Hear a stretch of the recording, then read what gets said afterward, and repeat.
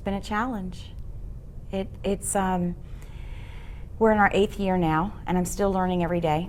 You can't predict it. There is no handbook, there's no guidebook, there's things that you discover accidentally and on your own, and what you want to do is pay it forward so somebody else doesn't have to wait so long to learn about it.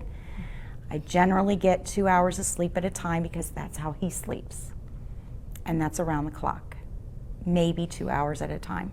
Probably around year 2 or 3, I was exhausted. I was getting no sleep. Like I said, we had 3 teenagers in the house, and so it was kind of round-the-clock chaos and commotion, and I was trying to keep my job together and keep Sean together.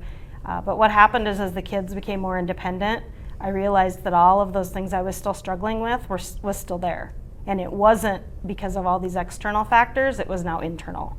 We struggled a lot with waiting for things to go back the way they were, you know, looking for that fix. How was it going to get better?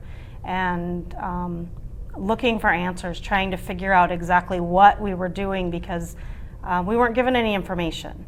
It's very, very frustrating because I can't fix that for him. I can't put that back together and help him feel better and help him move on, because there's nothing I can say that puts those pieces back in place when they're not in his mind in the right spots.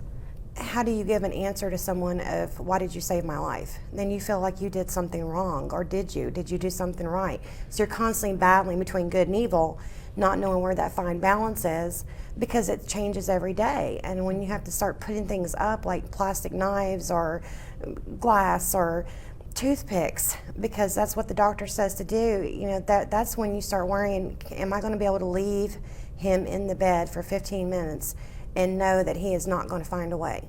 Because you have to carry that burden on your shoulders, and that is very difficult to live with for 5 years.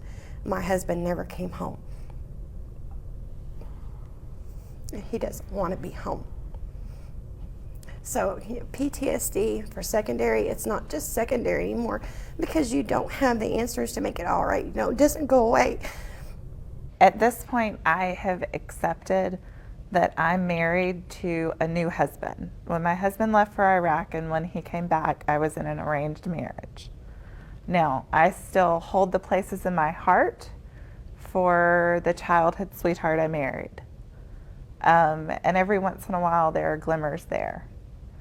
But I now have a different kind of and more mature kind of love and acceptance of what's in my world. You keep convincing yourself that the worst is behind you, and I think that's what helps you keep going.